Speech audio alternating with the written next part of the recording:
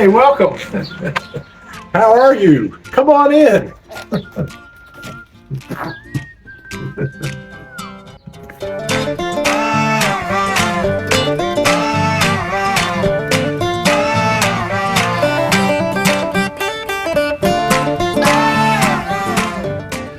So welcome to the music room. This is where I like to rehearse and write songs, and I had been on the second floor office, and my wife one year said, "Hey, you want to move down to the first floor?" And I said, "Sure." So our old dining room is now my music room. So I love being in this space. I like all the light, and I love the windows in here. This piano we ran into, actually I've been married almost 50 years, and this piano, we've had it longer than that, and it happens to be built in the same year of the house in 1922.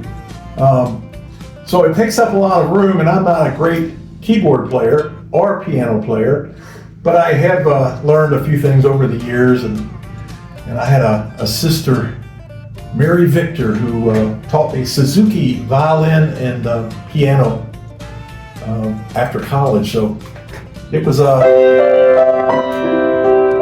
I didn't retain anything she taught me, but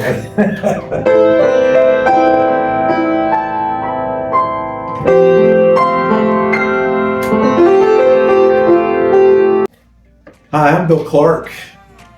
Been a songwriter since probably I was in college, and I know a lot of us songwriters that struggle sometimes with our daily routines, our discipline, and I've never reached the levels that some of my friends or even my brother have reached, but I sure enjoy the time to take a story or take something that happened in my life and put some music to it and write a story around it. Song today that I've been working on, had a friend stop by. It was a friend of a friend, and he was a young man. He was probably half my age, and he reminded me of myself back when I was around 23 and struggling as a musician and playing the bars and the clubs and trying to make an existence, a living of sorts, if you can. So after he left, it was a couple other days, I guess, went by, and woke up with this idea of this person that I just met was kind of me at a bunch of years back. And so I end up calling the song "I Saw Myself," and I can probably play a little bit of it if you'd like. And a young man came by today, a beat up guitar, he was half my age, working on the road at dives and bars, whiskey and smokes. He played that guitar. As I sang my songs, he stared straight away. Each note came from down deep, delivered on the money, delivered on the cheap. Hey, that was me at 23. Saw myself in that young man's eyes. So writing this song, part of the song came to me. It was a struggle at first, trying to get all the parts together. And for me, it doesn't always come in a 10-minute interval. So this one was probably weeks. And I started with the words on this one. I typically, the lyrics, I've done it both ways, and I know, talking to other songwriters, we struggle with what works best. Do you start with the lyrics, or do you start with the melody? And for me on this song, I started with the lyrics, and it was a very rich environment as far as visually. When I was, I'll call it jamming with this gentleman, and I really enjoyed our time, and the songs he had a lot of soul in his playing abilities. And so over the weeks and weeks of time, I finally got a body of work. I had a friend that helped me, Turley Richards actually helped me kind of eliminating some parts and adding some parts. He helped me on the melody part a little bit, so very, very, very helpful. And Turley's been in the business for many years and been a friend of our family for many years. So the process, finally the lyrics got close enough where I felt like I could put some music to it. And I sat down, and this was another probably 2 to 3 week process where I was doing the music part. And I really had a sweet rundown that I felt it was going to really emulate the message in the song and the individual. Well, this is my current book of songs, and these are some of the band songs. We do covers, and some of the originals I do are in this book too, and so it helps me stay focused. I do enjoy memorizing my lyrics, and I feel it's almost necessary. I was invited to Ron Whitehead's, it was a Wood Songs artist picnic, and that was almost 2 years ago, and so I wrote this song during that 2-hour period of time that you present your art, and called The Early Years, about visiting up in New York.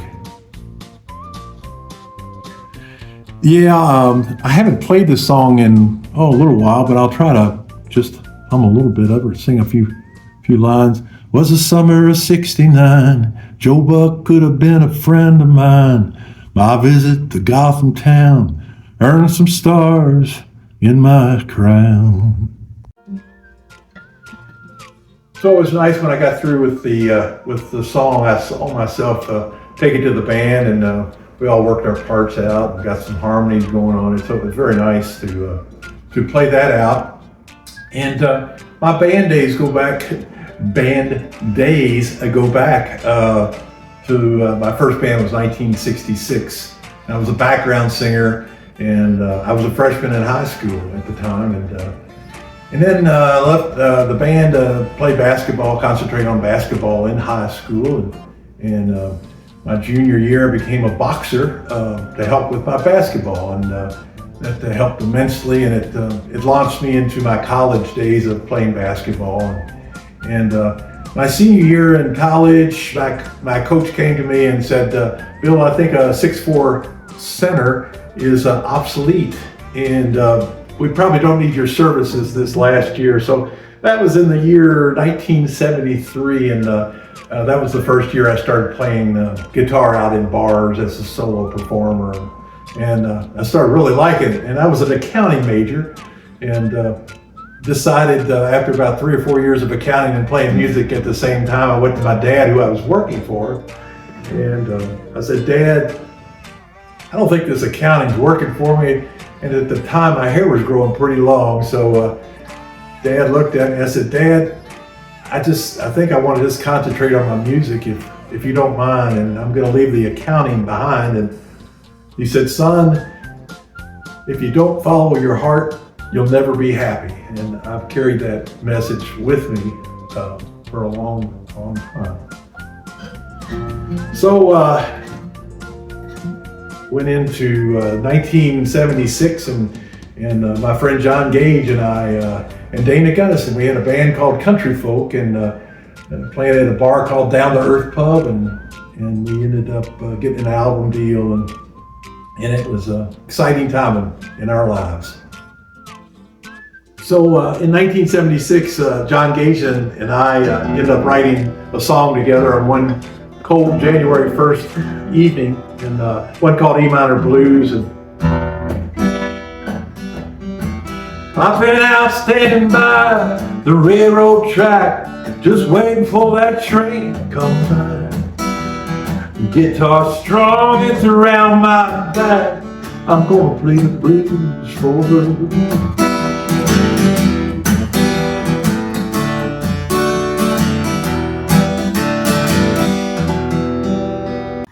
This is the song I did a little bit earlier, and it's E Minor Blues. That John Gage actually wrote the music to this, and on January 1st of 1975, that's actually visiting my sister. We were jamming out there, and I happened to come up with the words as he played this, all the chords and everything, and the melody. So that was in '76, and that song actually got chosen for a WLRS homemade album that year. And about in 1977, still loving the music and writing, traveling a little bit at the time. John Sebastian had written this song. I was happened to be playing it at a Bellarmine University coffee house when I met my wife. I had a dream last night. What a lovely dream it was. I dreamed we all were alright, happy in a world of love.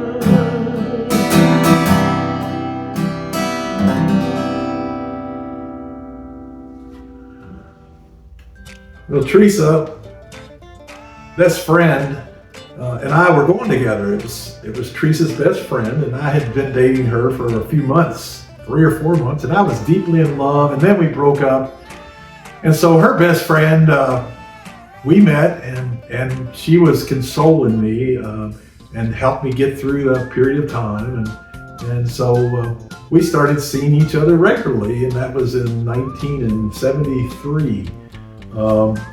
So we ended up getting married in 1976. So my wife and I had the pleasure of having a baby born in 1977, our first child, and we had some decisions, major life decisions to make of who was going to stay at home with the children, and it turned out to be me, so I turned out to be the Mr. Mom of 1977, and to this day, it's the best thing I've ever done in my life. And 1979, our second son was born. So Nathan and Brian, and we'd go to the park, and here's this guy with 2 children, and all these mothers there looking at me like, what's this guy doing here? But I got used to it, and I was that guy. I loved to be with the kids, and even when I set up music for the band, the kids would go with me. I'd take them in a bassinet, and all the employees, the waiters, the waitresses, the bartenders, all had to hold them while we were setting up. So they became early fans of music also through our experiences together, and so that was a beautiful thing in my life that I treasure and cherish. So the kids and I were together for a bunch of years, and after they started school, actually I figured out that I needed to bring home a little more moolah to meet our requirements, and so I got into a field of real estate and was in that for 40 years and playing music at the same time, and teamed up with my brother Mickey. We played together, I guess, around 16 years while our kids were growing up, and people would call and either call him or call me for a job, and so we would go play a gig. We even went out to the Jackson Hole, Wyoming for a job at the Mangy Moose saloon, and the owner called us the day before we left and told us that the room that they were providing had been trashed, and we asked what group was it that trashed the room, and it happened to be Marilyn Manson. So we followed Marilyn Manson in the Mangy Moose saloon in Jackson Hole, Wyoming, and that was in 1999, July 4th weekend, and but they provided us with a nice place to stay, so that was very good. Victor Simon and we'd all played out some jobs together, and so as life went on, I was playing a lot less than I had been. So finally, when I reached the age of 71, I decided to start another band, and my kids kind of looked at me cross-eyed and said, "What? You're starting a band at 71, Dad?" So now we're playing out regularly and enjoying the heck out of it. And since I've retired from my real estate career, I'm able to focus in on my music and write a little bit more. And Well, it was inauguration day in 2017. I happened to wake up from a dream, and this melody was in my mind, and I wrote a song called Runaway Train.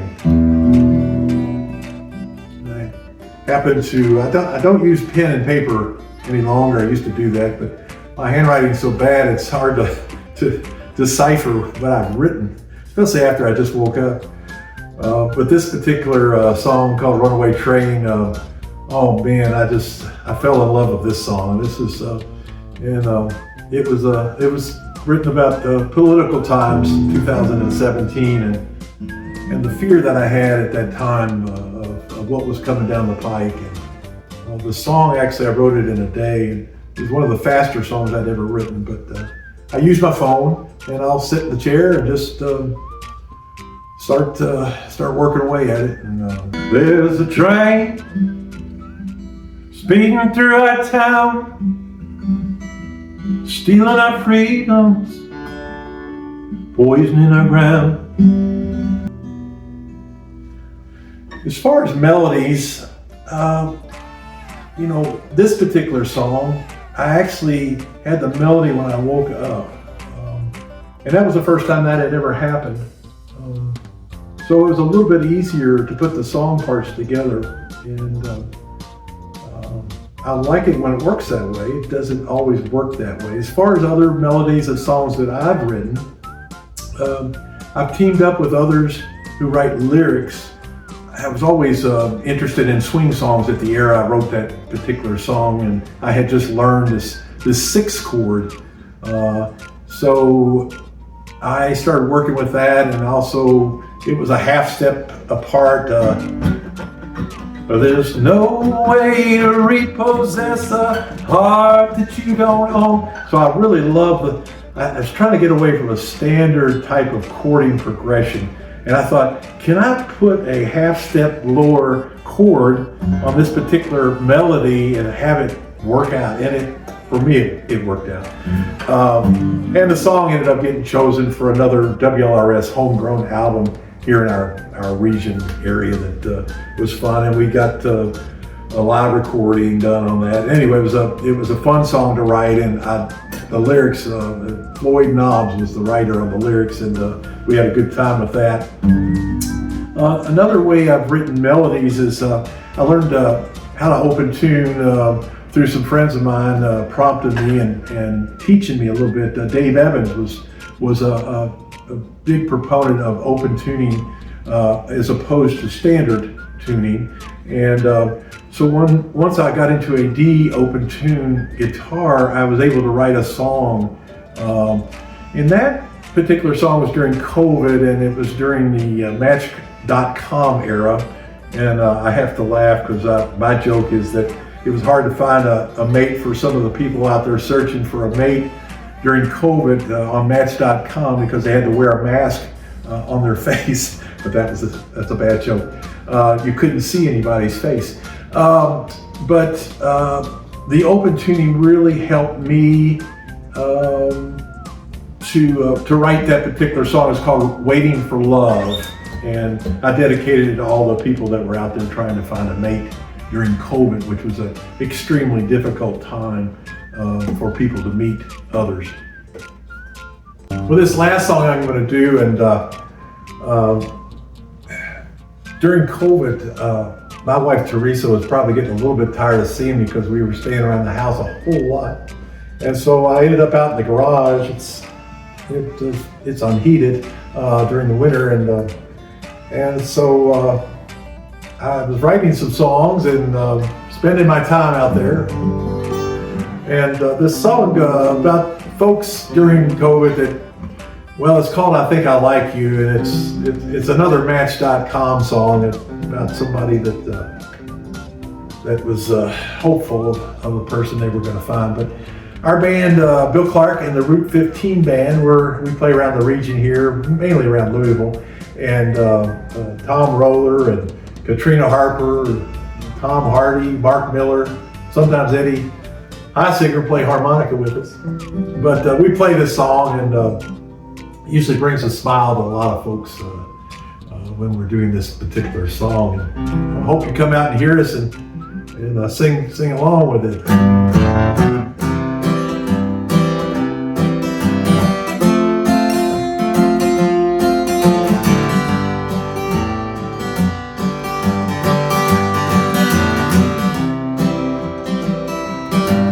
Well, I may not be your best Facebook friend. I'm not on Instagram or Alakazam. Match.com says I'm not much to consider. Well, I may not rise to elite single heights, cause my hair is thin and my build is slight. Profile short, my ears stick out. But I think I like you. My, you got that style. Won't you talk with me a while? I think I like you. Think I like you.